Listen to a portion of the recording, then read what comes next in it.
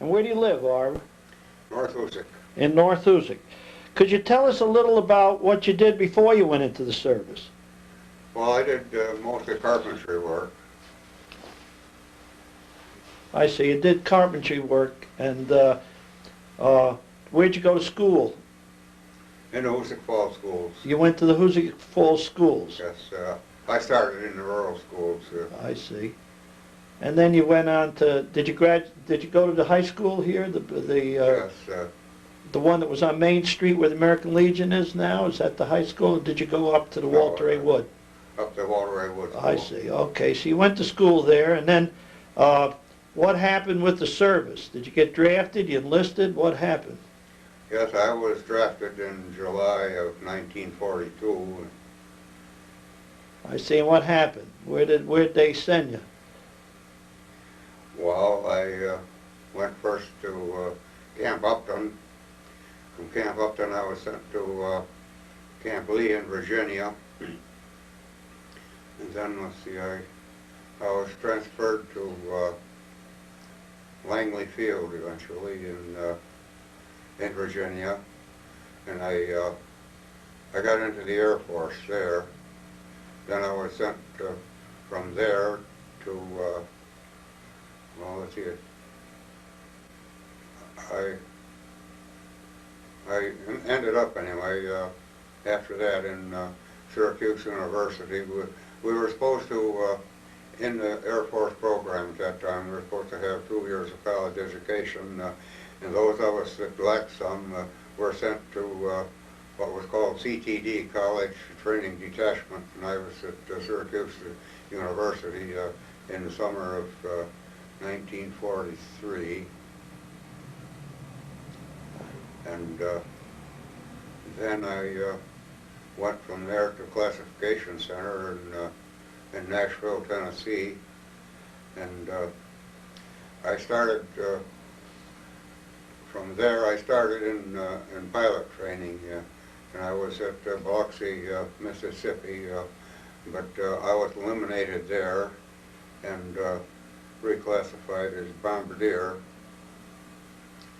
and I went then to the Bombardier School in Midland, Texas, and I graduated from there, and then I was worked into combat training, but on a crew. And where'd you take that training? Louisiana, or where did they give you the training, the combat training? You said you had. Well, it was in the South. Yeah. I forget exactly. All right, it's not. I just wondered. Yeah. All right, so you were trained in the South, and then you got shipped overseas. Is that what happened from there? Yes, I went. Well, let's see. I went to shipped out of Boston.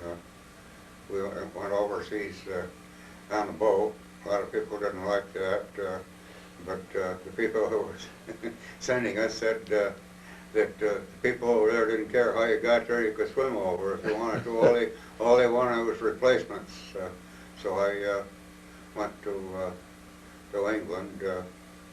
The base was Nettishall. It was near Thetford, England, and then from there I was assigned to a crew, and I flew missions then over the continent. I see. And it was a B-17 that you were on? B-17, yes, as a bombardier. And your missions were over into France and Germany, or? Mostly in Germany, yeah. Mostly in Germany? I Yes, see. And how many missions did you have over there? 24. 24. I noticed in the things that you got oak leaf cluster or something. What does that mean? Well, the oak leaf cluster is the duplication of a medal that you have already received. I see. And what medals were they? There was an air medal, and I got the clusters for that.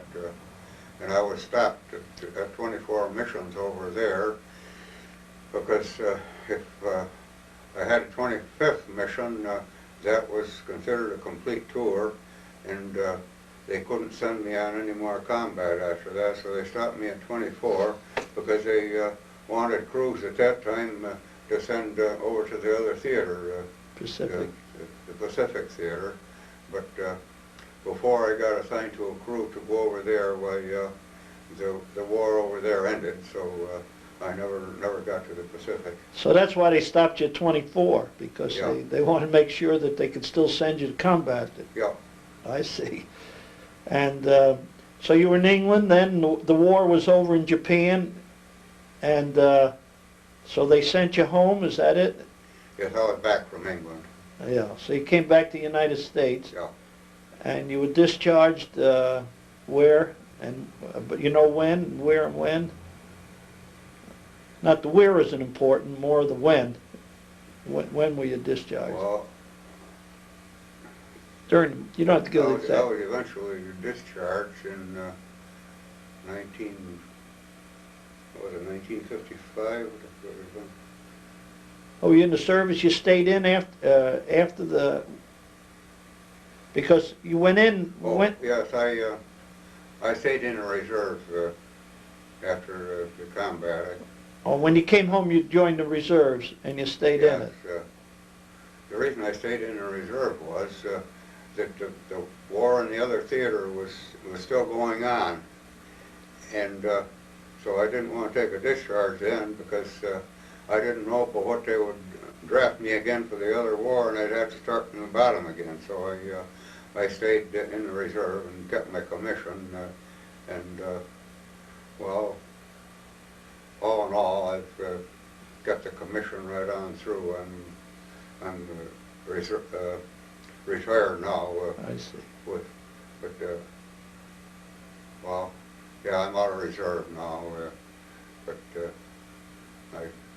I still have the commission there. As I mean, more or less a designation. It isn't anything official now. I don't have any more obligations. Yeah, right. You're out of the reserve. But you were, when you were flying as a bombardier, what was your rank? First lieutenant. I worked up to first lieutenant. I see.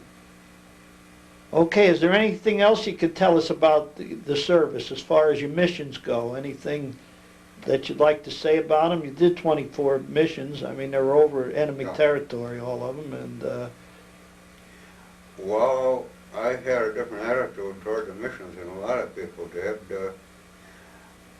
I didn't have sense enough to know that I could get hurt, so I just took interest in the thing, and I told a lot of people that I had the best seat in the house for the biggest show in history. Yeah. And I sat in the nose of B-17, and I could look down, and I could recognize a lot of the things that were on the news all the time, the war that was going on the ground. And as I say, I just was interested in it, and I came through unscathed, and I've always enjoyed looking back on it.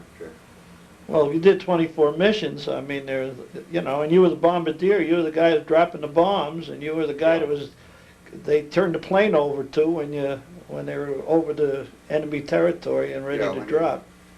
When you got to the IP, it was called, initial point, where you turned onto the bomb run, and that was a few minutes that the plane was, at least theoretically, in charge of the bombardier, and the bomb sight automatically controlled the whole plane and the whole works. I see. And are there, what raids, do you name any cities? You remember any cities that you were part of raids on, or?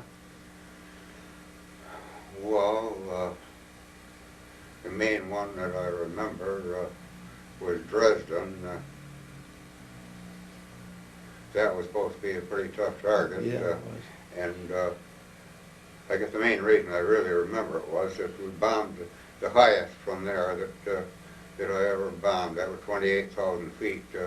We were supposed to average 25,000, but as we were approaching the target, we could see what was going on ahead of us. The groups that were over the target, and the way they were catching it, why our lead commander decided to go higher, and we went to 28,000 feet, and by the time they had measured us again, well, we were pretty well off the target, so we got very little flak on it, and You dropped your bombs and took off back for home. and headed back. Yeah. Well, great. Is there anything else you'd like to say about the war or anything before we go into what you did after the war? Anything you like to say so people remember? Or? Well, I don't remember anything particular. Did you ever meet any fellas from Hoosick Falls when you were overseas? No, I didn't meet anybody overseas. The only one from Hoosick Falls that I remembered being associated with was Emil Bush from North Hoosick, and that was when I was still in training at Syracuse. I see. Well, that's great. So that was, we're glad we heard about your service. Now, what did you do when you came home, Arba? Well, I went back to carpenter work. I see. And I worked at that for quite a while, and then I decided I wanted something different, and I got into the lumbering business on a small scale.